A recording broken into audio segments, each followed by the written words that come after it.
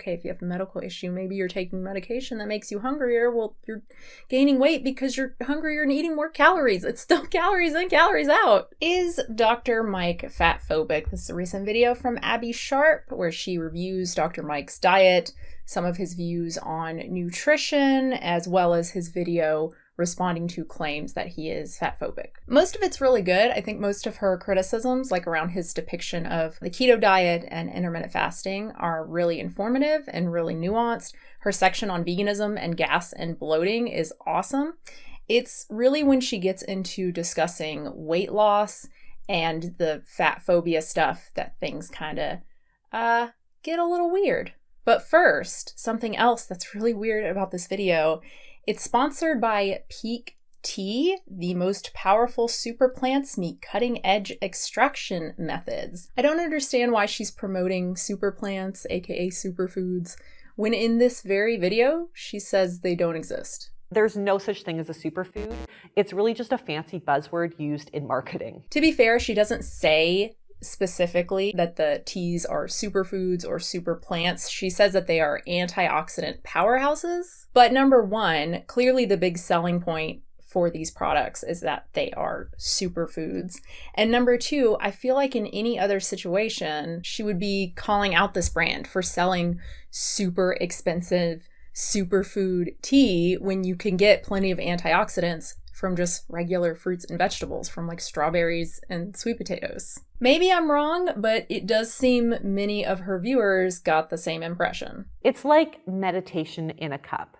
She also promotes the teas as non-GMO. All of Pique teas are 100% organic, non-GMO, even though she has an entire video dispelling anti-GMO myths. Well, after dozens of years of analyzing the safety of GMOs, a review of 33 studies found that GMOs were no less healthy or safe than their traditionally grown counterparts.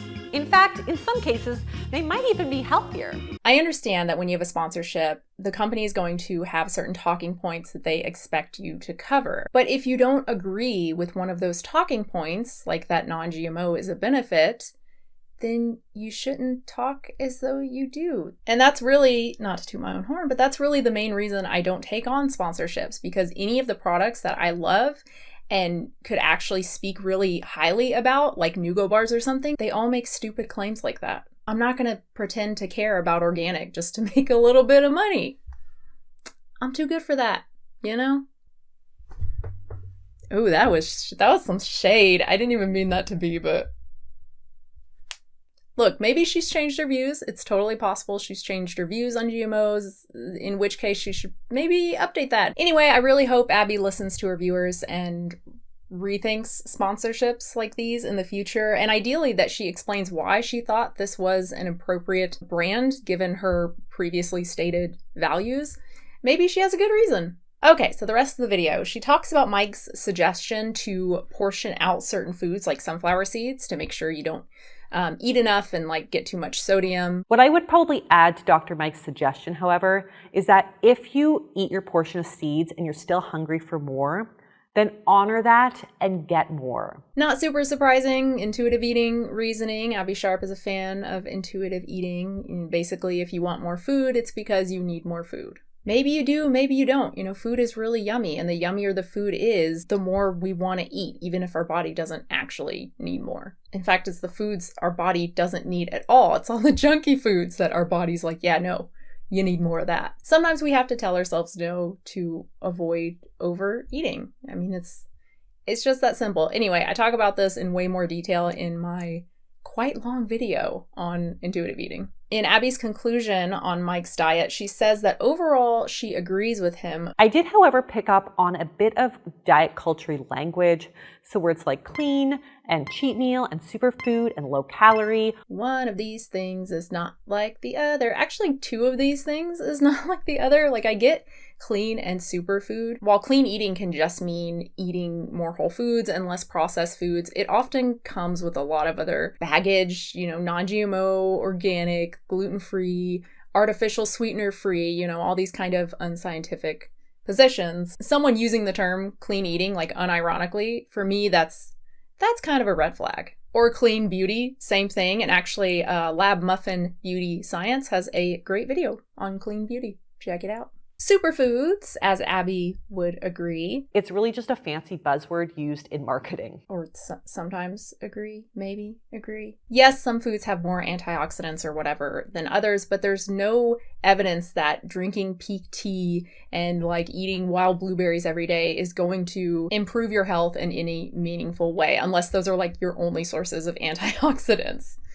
Just eat plants. But cheat meal, I think it's because cheat, she has a whole thing about calling foods good or bad because she thinks it's moralizing the food, which like some people may take it that way, but clearly some foods are healthy and some foods are not. So call it whatever you want. But the idea behind the cheat meal, well, it obviously works for some people. It helps them to eat healthy the rest of the week, the rest of the time, and maintain a healthy weight. And for some, it doesn't. For some, it leads to binging or just fantasizing all week about that like one meal. So yeah, it's not for them. Everyone's different. And low calorie. Many of us eat too many calories, so generally eating less calories is a good thing. Obviously, you can eat too few calories. Obviously, you can focus too much on non-nutritive low-calorie foods rather than nutritious low-calorie foods like fruits and vegetables. But I don't see what's wrong with low calories in and of themselves. But then again, I haven't been infected by the intuitive eating brainworm that makes people think restricting calories automatically leads to binge eating. Just for some background, I've been on kind of both sides of this. In my early 20s, I struggled with bulimia. It was horrible. It sucked. But I don't anymore. I haven't for years. Food doesn't control me anymore. I just don't feel that way about food at all anymore. Sometimes I don't track calories and I'm still able to maintain a normal BMI. Very lucky for me. Sometimes, like right now, I do. And invariably, I lose weight. And I'm sure at some point I'll get sick of it and I'll stop. And then I'll end up living on cereal.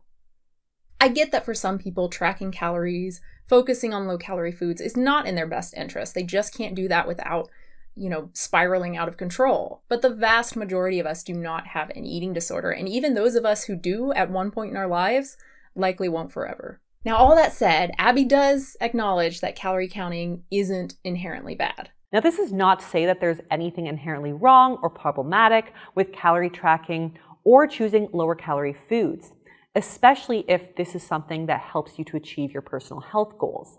However, it can be an issue for some individuals if it becomes obsessive and interferes with one's enjoyment of food and quality of life. It's weird to me to focus on that when most people, the vast majority of people, are eating too much and suffering health consequences because of that. Again, most people do not have an eating disorder. To me, it's like criticizing someone for saying peanuts are healthy because some people are allergic to peanuts. I'm just afraid this focus on eating disorders within the intuitive eating community could lead people to believe that they are way more common than they actually are, that restricting food inevitably leads to binge eating or to bulimia. Anyway, I talk about the whole dieting causing eating disorders way more in this video.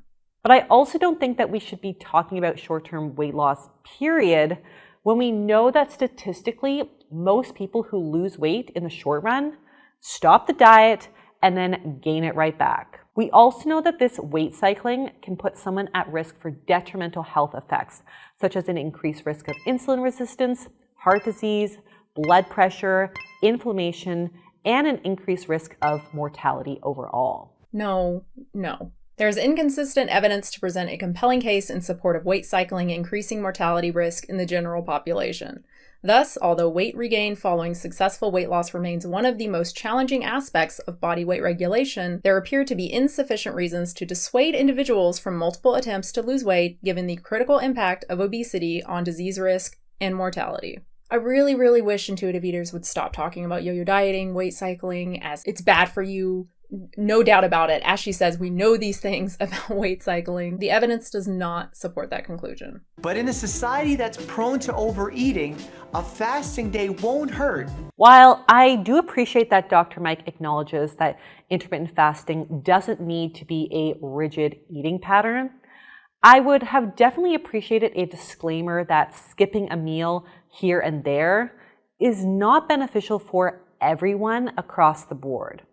And this is especially true for those who struggle with disordered eating and restriction, where intentionally skipping a meal can potentially trigger a binge. Nothing is good for everyone across the board. B12 is an example. I often recommend that vegans take a B12 supplement. I recommend this chart from Dietitian Jack Norris, but in actuality, these guidelines will not work for all vegans. If you are lacking intrinsic factor, an oral supplement is not going to help you. Or when I say that eggs are unethical, I don't actually believe that eggs 100% of the time are unethical, but qualifying every time I say eggs are unethical with, oh, except for, backyard hens, veganism, whatever, even though that's not the focus of the video, it just ends up watering down whatever the ultimate message is. And for what exactly, when the vast majority of people are not consuming ethical eggs? There are addendums to virtually everything we say. Again,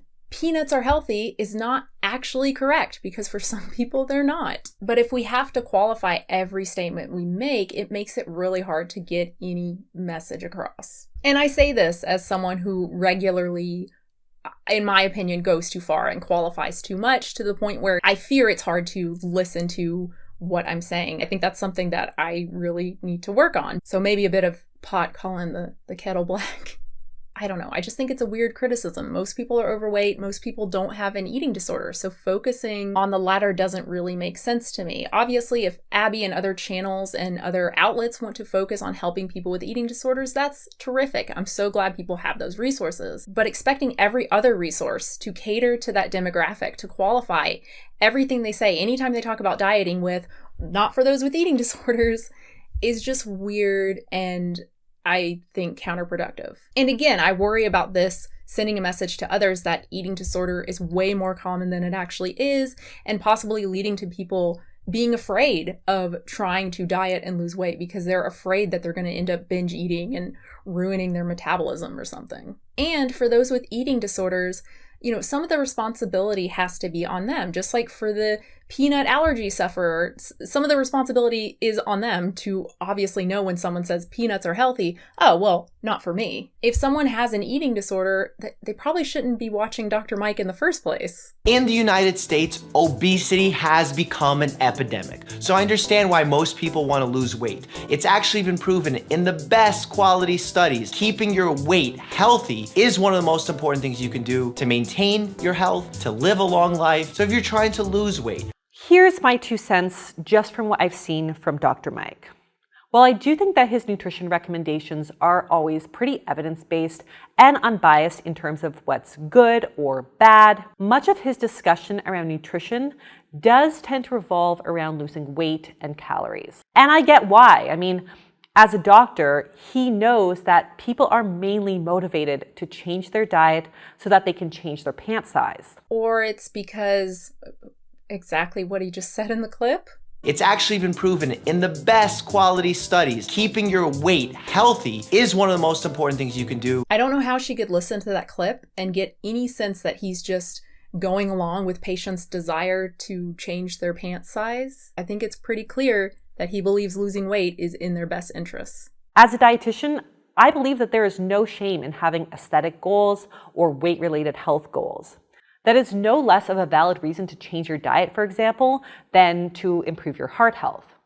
But it's also important to note that focusing on things that we can control, like behaviors, rather than things that we can't necessarily, like weight, may help people maintain those lifestyle changes, even if the scale doesn't budge. I think I get what she's trying to say here. Weight loss is hard, but our weight is ultimately in our control. Our weight is a result of our behaviors. If you eat less calories than you burn, you will lose weight. It may be really hard. You may have a certain medical condition that makes it even harder for you, but that doesn't mean it can't be done. It seems like she didn't learn anything from the backlash to her Greg Doucette video, where she just kind of denied the existence of thermodynamics. I mean, she acknowledged it while also, I guess, not understanding it. Calories in versus calories out. If you are overweight, you are in a caloric surplus. That's it. I don't think we're helping obese people by muddying the waters around this issue. You know, we can say that it's hard to lose weight and that no one should be ashamed for not being able to lose weight and also like not deny physics. Like we can do both of those things. We can say it's hard to lose weight and don't be ashamed for not being able to lose weight. But also if you're overweight, it's because you eat too much. And this is important because we know that health is not exclusively measured by someone's weight.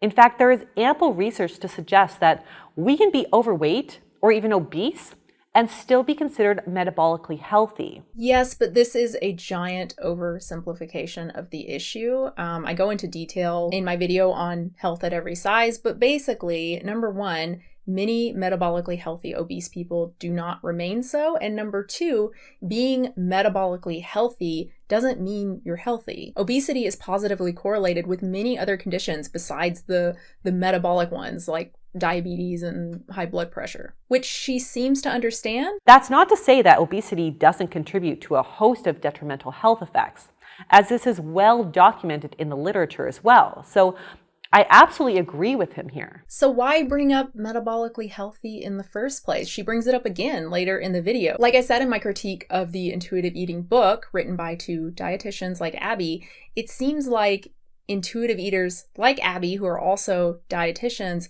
seems like they want to have their cake and eat it too. They want to promote intuitive eating, but intuitive eating pretty much goes hand in hand with health at every size.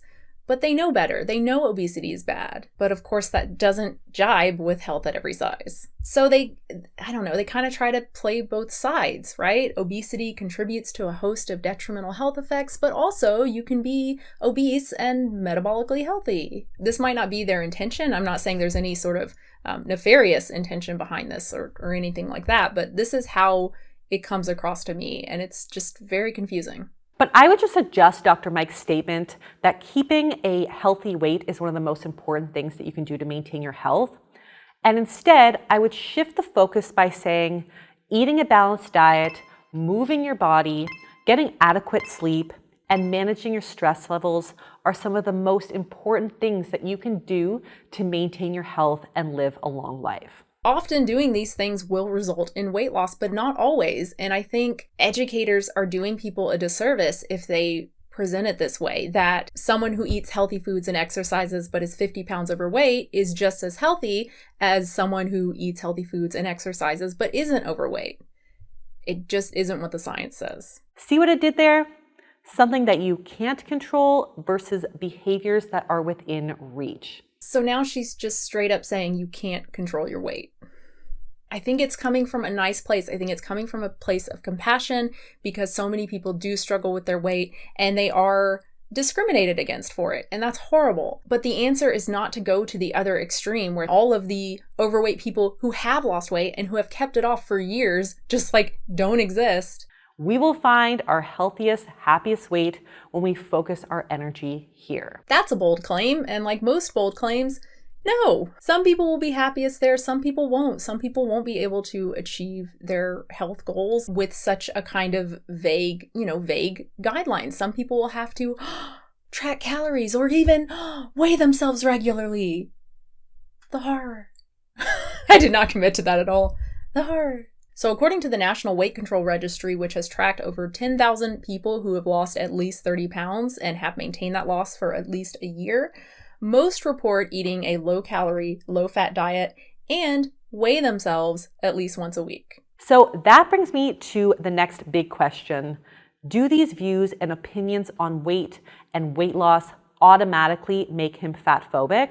Does following the science and saying obesity is an epidemic, does that make someone fatphobic? Is this really a question that needs to be asked? When we prescribe a diet plan or a nutrition plan, the reason that it fails is because adherence is low. Changing someone's behavior is quite difficult, and we haven't mastered that art as physicians, as a healthcare system, really. But it doesn't mean that we're failing because we're fatphobic. I do think it's... I respectfully agree to disagree. Did she just call him fatphobic?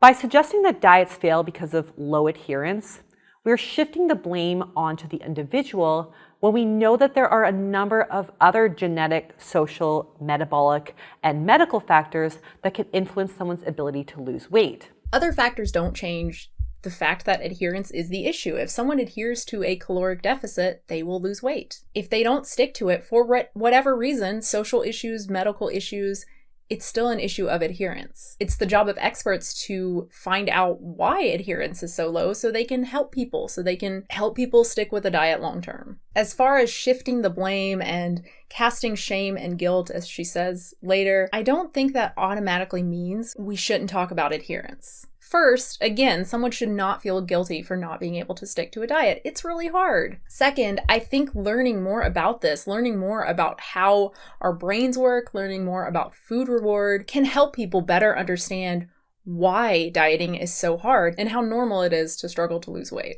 It's weird if people don't. Like the people who don't struggle and they're able to just get on a diet and lose weight and get like super, super thin and they're just like fine. That's weird. Most people can't do that. I think we should talk about it. And I think doctors and educators talking about this, talking again about food reward and how our brains work and why it's so hard, especially when we're surrounded by these super delicious foods. I think talking about that and telling patients that, hey, this isn't your fault. This is to be expected. I think maybe that could help. If we're really worried about people feeling guilty, that seems like a good idea. Not pretending that calories have like nothing to do with it or something to do with it, kind of, but really it's like some medical issue, which like, yeah, okay, if you have a medical issue, maybe you're taking medication that makes you hungrier. Well, you're gaining weight because you're hungrier and eating more calories. It's still calories in, calories out. When we look at the research on why diets fail, nowhere in there does it say that it's due to low adherence. In fact, the most common reason why diets fail and most people gain the weight back is not because people are not motivated, but because there are a number of metabolic adaptations and compensatory mechanisms that occur in the body to force us back to our comfortable weight. Okay, but it still comes back to adherence and ultimately to thermodynamics. These compensatory mechanisms don't just exist on their own. They don't just automatically make you gain weight. They, for example, make you hungrier, and so you end up eating more. One really cool study, the study design is really cool, and found that every kilogram of weight lost increased the participants' drive to eat by 100 calories a day, which is insane. Set point sucks, but it's still calories in, calories out. You know, the participants got hungrier and so they ate more and so they gained weight. They stopped adhering to the diet. And if these things just happened, if it wasn't adherence, then how would anyone lose weight and keep it off? We know there are people who lose weight and keep it off, but if these, compensatory mechanisms, if they just happened and didn't have anything to do with what we're eating and how we're moving and calories in, calories out, then how would people even lose weight at all? You would just magically gain weight to get back to your set point. Now, considering that Dr. Mike tends to view nutrition and patient-centered care, is it possible to advocate for weight loss and not be fatphobic? Again, is this really a question? Of course it is. I do think she brings up a lot of good points here. Focusing on other biomarkers besides weight is obviously very important. I mean, I think doctors do this anyway. I know I get my blood pressure checked every time I go see my GP. But certainly Abby is right that there is evidence of doctors paying less attention to other factors when someone is overweight, or even misdiagnosing people who are overweight, just assuming that whatever their problem is could be cured by weight loss. But I just don't think the answer is don't talk about weight loss unless the patient wants to. I think if a patient is interested in losing weight to help manage their health, then this is a great conversation to have. And a doctor's enthusiasm in helping to guide that journey would be supportive and client-centered, not evidence of fat phobia. Again, maybe doctors just need to do a better job of explaining dieting and talking about food reward and whatnot with their patients, and do a better job of expressing compassion and empathy for their patients. Or maybe all the older doctors need to retire, because let's be real, I think this is mostly an issue with older generations, where you have people who still view fatness as a moral failing. I think, or at least I hope, that younger generations view dieting and weight loss much differently. Here's the thing. We all carry an enormous amount of internalized bias, not just about body weight and fatness, but about all sorts of things. Most of us have to consciously work really hard to unpack this, and we still let it slip out. I pick up on my internalized fat phobia often, and I'm constantly trying to unlearn these tendencies, as uncomfortable as it is, all while maintaining an evidence-based approach. When she says she picks up on her internalized fat phobia, what exactly does she mean by that? Like, specifically, like, what's an example of that? Does she think that obese people are lazy or something? Obviously she doesn't. She advocates against that sort of thing. So I'm genuinely confused. I don't understand this. I mean, if she has beliefs like that, that's good that she's working on it. I don't really understand why you need to work on that. It seems like you just stop having those beliefs. Just stop. I guess it's akin to the whole internalized racism stuff, which I just fundamentally disagree with, and I think it's actively harmful. Just stop being racist. Stop believing generalizations that aren't true and are harmful. Like, if this is work for you, that's weird. There's a problem. It's real easy to not be racist. I mean, at least the common understanding of racism, not the if I disagree with a black person, I'm racist understanding of racism. The right black person, of course. So that's it. That's all I have to say about Abby's video. I think a lot of it is just very weird and very confusing and trying to fit in with this intuitive eating stuff that just doesn't really make sense. Now, to be clear, if intuitive eating works for somebody, that is terrific. If it's helped, someone with an eating disorder specifically, then that's awesome, which seems to be kind of what it's for. I mean, people say that's what it's for, but then no, it's not for that. Again, it's all very confusing to me. I want everyone to find something that works for them. And if intuitive eating works, that's terrific. And I guess kind of ironically, I mean, to me, intuitive eating makes more sense for people who have done calorie counting a lot and have like a good mental image of like how many calories are in certain things, because then like you pretty much know, you can look at a plate of food and be like, it's about that. So it's a lot easier to not overeat. And I've heard a lot of people who have done calorie counting or have, tried to lose weight for years say that now they're at a point where they can just kind of eat intuitively. Thank you so much for watching. I really hope you enjoyed it. Subscribe, support the channel, patreon.com/unnaturalvegan. Hopefully I will have a new video very soon. Premium smoked vegan salami. Limited inventory. Shop now. Our plant-based charcuterie is chef-made with love in California wine country. Elevate your culinary experience by adding Renegade to the menu. Delicious. That's fun. Just a vegan ad at the top of my little YouTube search here. That's exciting. I don't think I've had that before. Ooh, the best high-protein vegan meal prep. Avant-garde vegan. Whoop, whoop. He makes some yummy-looking food. Oh my god. We got a meatloaf, some sort of curry thingy. Ooh, 7-course Trader Joe's Thanksgiving dinner. Oh yeah, I forgot they do that. That's pretty cool. Vegan burrata is finally real. I don't know what that is. Not cheese. That's not cream. Okay, so it's a cheese. I am not cultured enough. Ha ha ha. Not cultured enough to know what that is.